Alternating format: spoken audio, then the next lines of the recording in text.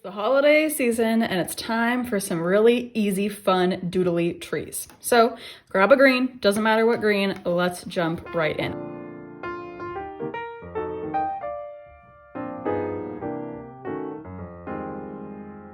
And I'm gonna fit maybe like 6, 8, we'll see how many I can fit on these pages, but we'll make some fun trees. So let's start with our basic triangle tree. Now let's get a nice watery paint. So we've got lots of paint inside the brush. I'm gonna draw my triangle for my tree. Now this could stay simple like this, fill it all the way in. What I like to do is kind of draw some stripes and then leave a few white spaces. So see how those little white lines are going in the direction of the triangle? Super easy, it'll dry really nice with just some little accents like that. Easy peasy. Now I do like to switch up my green when I do this so that each tree is a slightly different green. So I'm gonna mix my cooler green that I just used with a bit of warm green. This next tree is a curlicue tree. The trick is to go from small to big. So I'm gonna go little swirl to bigger swirl to bigger swirl to the biggest. And here is my spiral tree. So everything will look like a tree if it's just in this triangular shape. So by keeping the spirals big to small, it makes a really easy tree. We'll go back and add some tree trunks at the end. This time, I'm gonna add a bit of blue to my greens to mix it up again, so each tree is a little different. And this tree is going to be made out of dots. So same thing, a triangle tree. I'm gonna kind of decide how big it's gonna be, and I'm gonna maybe use some dots to kind of almost trace the outside of it. And then I'm just gonna fill the inside. I'm using the tippy tip of my brush so it doesn't get all filled in. You could even switch to a tiny brush. Now I kind of want the whole tree to be bigger, so I'm just gonna go around the outside with even more dots. And you can change the size just as easy as that. Trying to leave white showing because that'll make it have that dotted texture. There, maybe a little bit up here. Easy peasy. Okay. Next one, we're just gonna do some very basic kind of stripe. I think I'm gonna do more of this yellowy green this time. So I'm gonna start with our straight line down, just like that. And I'm gonna make some horizontal stripes that get gently wider, very barely wider. Now you have to be careful not to get too wide too fast, or your tree will end up being almost too big for what you're expecting.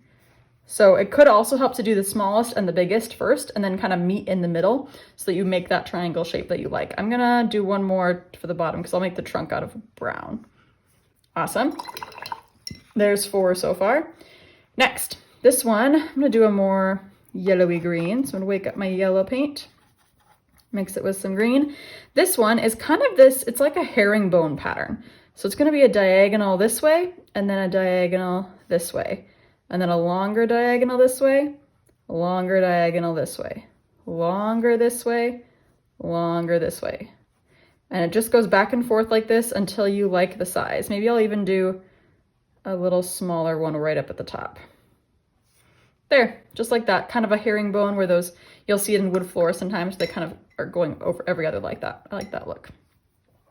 Now, kind of a similar way, it's gonna be in pieces this time. I'm gonna go back to a more bluish green or just add some other green to it. And this time I'm gonna make it out of kind of these teardrop shapes. So I'm just gonna make these little ovals. And the idea is they all are gonna point to the top of this tree. Now I probably could even do a smaller brush for this, but I already started and it's fun to challenge myself. So I'll just do the whole thing out of these little tiny water droplet shapes. And the idea is that these will again form a triangle. If you haven't noticed the pattern yet, all of our trees are made out of triangles. And I'm trying to fill it in. Now I could have planned better, but we're just having fun. We're doodling. Doesn't matter if it's really perfectly full. And I want to leave room for my tree trunk. So I'm just gonna do a few more down there, and I got room for my tree trunk in the middle. So there is tree number 6. Let's do 2 more trees. I got room for a full 8 trees. This next one, I'll go add some blue, this light baby blue to my green, just a little bit more, kind of a teal pretty color. I'm gonna do this one with kind of these horizontal blocks almost. The top is a triangle. Then I'm gonna skip a spot and make a trapezoid that's following that, imagine that line continuing, that diagonal line, and then it continues to another trapezoid. And we're just gonna stack these, slowly getting wider. I'll probably have room for 4. Let's see how it looks with 4 trapezoids.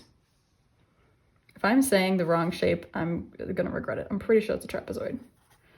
I totally taught elementary art for 5 years, but we did not cover that many shapes, surprising enough, in art class at least. Perfect, a bunch of trapezoids, just like that. And finally, this one's just gonna be like a smaller, it's gonna be in between these 2 trees. It's gonna be like lots of little dashes. So we'll just jump back in with this tree. So top, dash, dash. And the thing with dashes is you actually can give it some direction.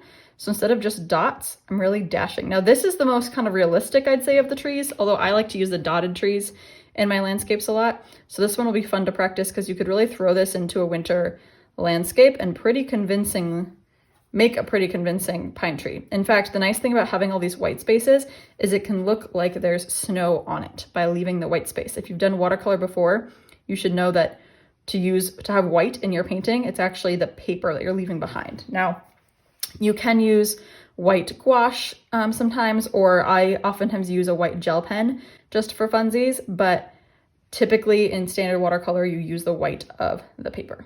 All right, I'm gonna go ahead and dry all my trees and show you how, oh my gosh. Do you see what I just did? I totally completely splashed that part of my picture. But in this world, we turn mistakes into masterpieces. So I'm just gonna soak up all that water. Oh, I just smudged it even more. And we're gonna be fine with it. It's fine. I'm gonna dry it and we're gonna press on and be kind to ourselves. You know what we forgot? Tree trunks. So before I finish drying it all the way, I'm gonna pause and throw in some little brown tree trunks. Any brown will do. All I'm gonna do is put little rectangles at the bottom of each one, unless it calls for something else.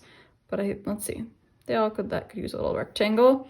This one might get a longer rectangle because he's got more space down there. So kind of just fitting it into whatever shape makes sense. Maybe this one will get a sturdier, wider rectangle to kind of match the trapezoid effect. Okay, now I'm gonna dry it for real.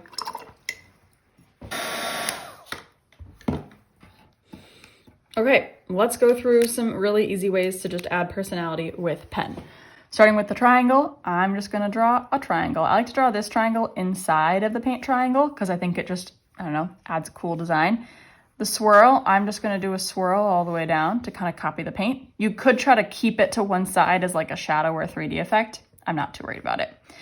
With this one, I kind of like to do these little like triangles that are kind of pointing off in the side. If your tree is a little bigger than mine, to make it even easier. Mine's a little tiny because I'm working in my tiny sketchbook today.